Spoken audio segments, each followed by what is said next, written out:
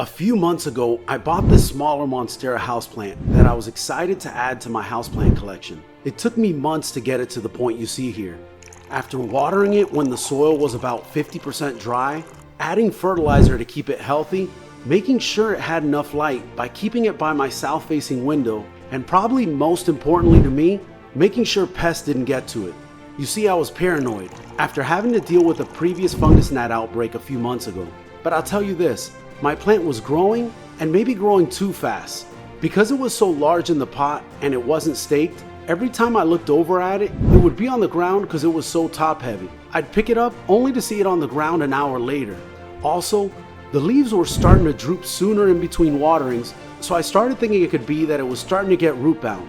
When Monsteras or most houseplants start to become root bound, because there are so many roots, there isn't enough water in the soil to hydrate the plant, and it needs to be transplanted, or you may start to see symptoms that look like the plant may need water. I had seriously been thinking of stepping it up to hopefully one day have it become the big Monstera it could be. You know which one I'm talking about. The plant that takes everyone's breath away when they walk in the room, either because of its simplicity and beauty, or because when it's not in our homes, it graces the tropical rainforest with its prized fenestrations, attaching itself to taller plants and reaching for new heights up in the canopy of the rainforest. And then we stop and we wonder, how's this even in our home? Okay, I guess I went a bit off there. What can I say? I'm into plants. So I was determined. I added it to my schedule to repot this little wonder, but every time I did, something got in the way. Sorry, I was hungry. So I had to reschedule and put it off for another day. Seems like almost every day. Okay, so I guess that means I wasn't that determined. But then one day, yes, that day did come, and I decided I was going to do it. I don't know what came over me. I grabbed my Monstera, a pot, and soil, and started to get to work. But just as I was going to remove the pot, I noticed something out of the corner of my eye. Oh no. Mealybugs had gotten to it, and I needed to take care of them like the mafia goes after an informant before they got to my beloved Monstera. I started looking through the leaves of the plant and realized there was more of them. I could find them on the stems, on the leaves, pretty much everywhere. But they made a fatal mistake. They came to my house and their destiny was sealed. I was going after them. I started by grabbing a plastic bag and covering the root ball to keep the soil contained. I then quickly took my Monstera outside, and since the leaves tend to be a little delicate at that stage, I put my hose gun setting to shower and started to spray the leaves to knock down as many as I could. The bag helped keep the mealybugs from falling in the soil. Now this Monstera is a pretty good size, so what I did next was to fill tote with water, enough to dunk my plant in, and added some Castile soap to the water to really reduce the population. I then dunked the leaves in the water for a couple minutes and shook it around a little. Okay, you don't have to shake it, but I guess I really wanted to get every one of those little suckers hiding in the teeny tiny crevices that they like to hide in. Sorry, just a little passion. I took my plant out of the water and let it sit for about 15 minutes, and then gently rinsed off the foliage with the bag still intact so that if any of them fell from the leaves, they wouldn't end up in the soil. I then removed the bag and felt confident I could move forward with repotting it. Don't worry, stay around until the end and I'll show you how I finally finished them off. So I started to mix up my simple soil mix of 1 part pine bark and 1 part perlite to provide aeration and drainage to the soil. I like to wet my perlite before I use it to reduce the amount of dust that goes in the air and that I breathe in. I then added 1 part of a core peat mix to allow the soil mix to retain some water. This mix served me well in the past with other Monsteras by allowing the plant to have some water available to it, but at the same time allowing the mix to drain well. I mixed it right like a madman at Cold Stone Creamery, and at the end I finished it off with a dash of perlite, just like Salt Bae. When I was done, it was a masterpiece. I removed the pot from the plant, and it wasn't as root bound as I thought, but I did start to see that the amount of roots compared to soil was slowly increasing, and I knew that was the reason my plant was needing water sooner than it used to.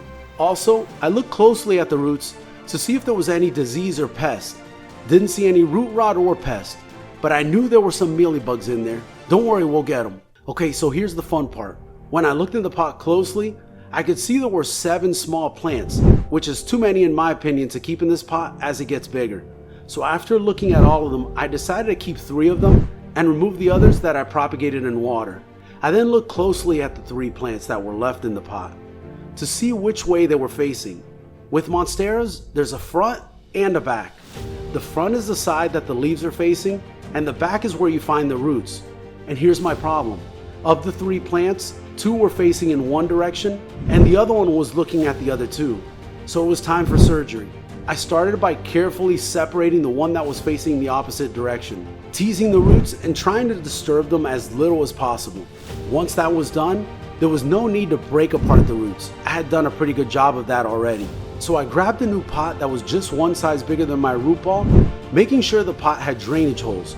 Going up a pot size that's too much larger than the previous pot, or in this case the root ball, can cause root rot since it'll be a while before the roots can get to and use all the extra water that's being stored in the additional soil. Also, I went with this clear pot because I like to see the level of moisture in the soil to help me determine when to water, and well, what am I kidding? I like how the roots look through the pot. I then added a little soil to the pot, placed my Monstera on top, making sure all the individual plants were facing the same direction, made sure it was centered and that I didn't plant them too deep or too shallow. I wanted to make sure the plant was planted at the same depth it was in the previous pot.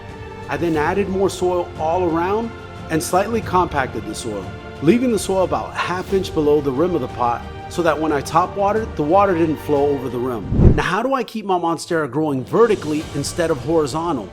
I did this by getting 3 wooden dowels and placing them on the back of each plant by the roots. I put them as close as I could to the plant and then attached them to the dowel with Velcro straps that make it easy to adjust them if I needed to. This support would help them grow like they do in the wild, which is upright and helps avoid making my Monstera look like a bowl of spaghetti on the floor. And just as important, as the plant grows, this support will help it grow taller with bigger leaves. And if I provide enough light, it'll get more of the holes in the leaves everyone wants, known as fenestrations. I then filled my watering can and slowly watered my newly potted Monstera. This was it. I was almost there, but I needed to finish them off. They were coming after my Monstera and I was going after them.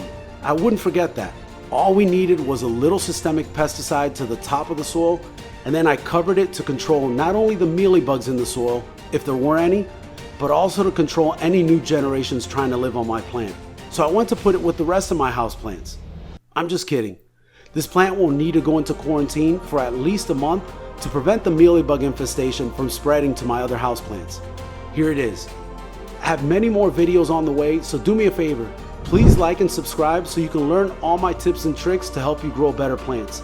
And please leave me a comment letting me know what other topics you'd like to hear about. See you in the next video.